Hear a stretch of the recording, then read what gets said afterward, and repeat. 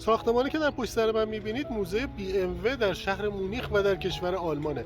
با من همراه باشید تا یه بازدید از اون داشته باشیم.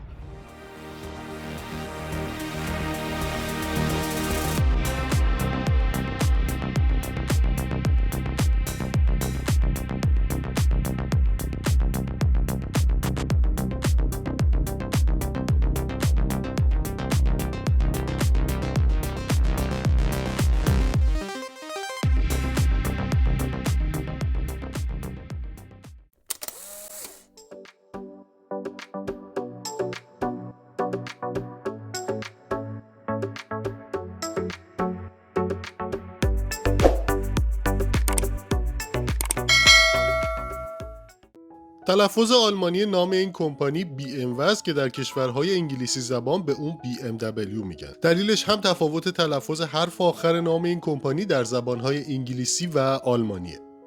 سعی کردم در این ویدیو تاریخچه مختصری از کمپانی BMW داشته باشم و اینکه چطور این کمپانی تا مرز ورشکستگی میره و با تولید قابلمه و ماهیتابه سرپا میمونه تا اینکه امروز به جایی میرسه که یکی از بزرگترین کمپانی‌های تولید خودرو میشه.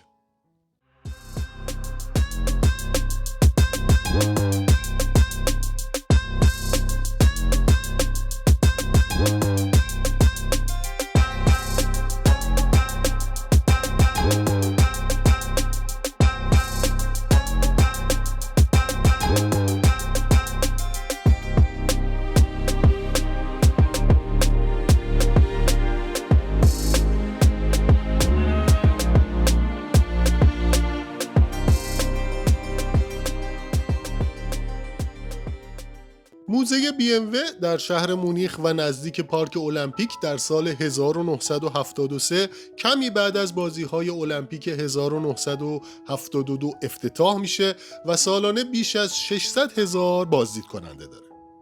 بایر ریشه موتور ورکه به معنی کارخانه موتور باواریا که به اختصار به اون BMW گفته میشه در سال 1916 به عنوان تولید کننده موتورهای هواپیما تأسیس میشه و امروزه یکی از 10 کمپانی برتر تولید اتومبیل در دنیاست. نخستین محصول کارخانه موتور هواپیمایی بوده که به خاطر مصرف کم سوخت و کارکرد مناسب در ارتفاعات بالا مورد استقبال ارتش آلمان قرار میگیره و شرکت به سرعت توسعه پیدا میکنه.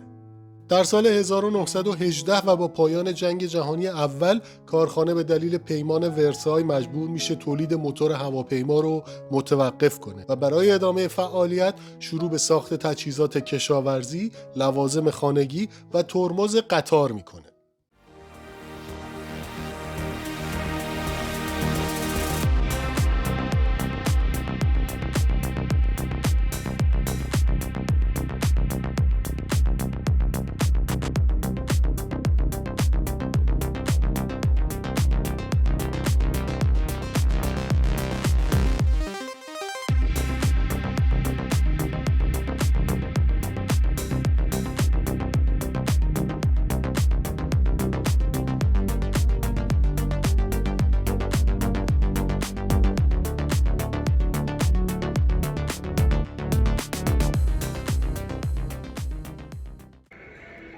ساختمان از 2 بخش تشکیل شده. یک بخش اینجاست که میشه ماشین‌های جدید رو اینجا دید و یک بخش موزه کمپانی BMW است که در اون میشه تاریخچه این کمپانی رو از ابتدا تا امروز دید.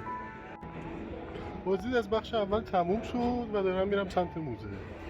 مجموعه ساختمان‌های BMW قسمت‌های مختلفی داره. دنیای BMW که برای نمایش مدل‌های جدیده و بازدید از اون برای بازدید کننده‌ها رایگانه و قسمت دوم که با یک پل از روی اتوبان به این قسمت متصل میشه و موزه این کمپانیه که به خاطر شکل ظاهریش به کاسه سالاد معروفه.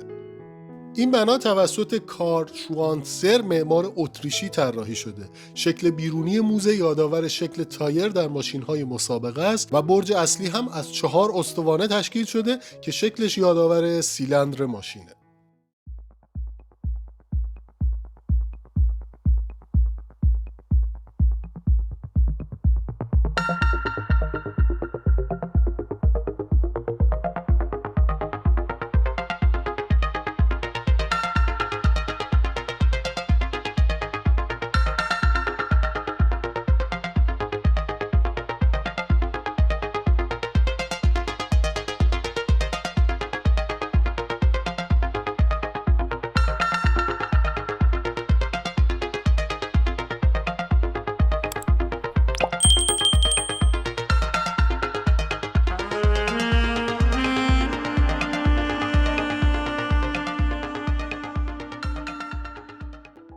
با کمرنگ شدن محدودیت‌های پیمان ورسای در سال 1923 BMW شروع به تولید موتورسیکلت میکنه و در سال 1928 وارد عرصه خودروسازی میشه.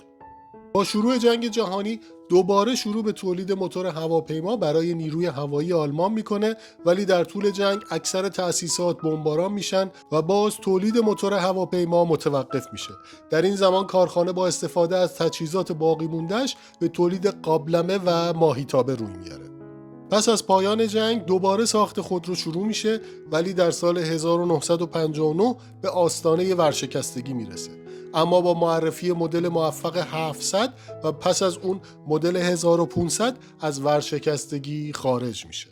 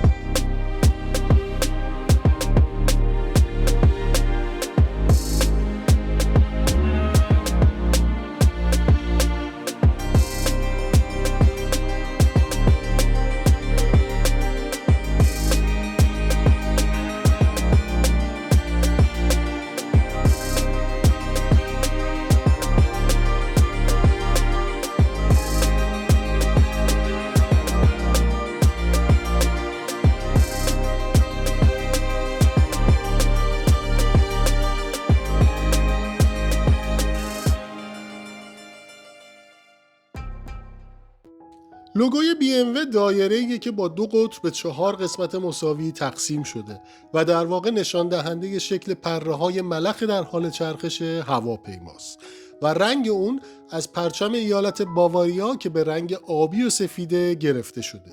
این لوگو مربوط به شروع فعالیت این برند میشه و تاکنون تغییر قابل توجهی نداشته. امروزه بیشتر سهام این کمپانی در اختیار خانواده کوانت و حدود نیمی از سهامش در بازار بورس فرانکفورت در دسترس عموم سهامداران قرار داره.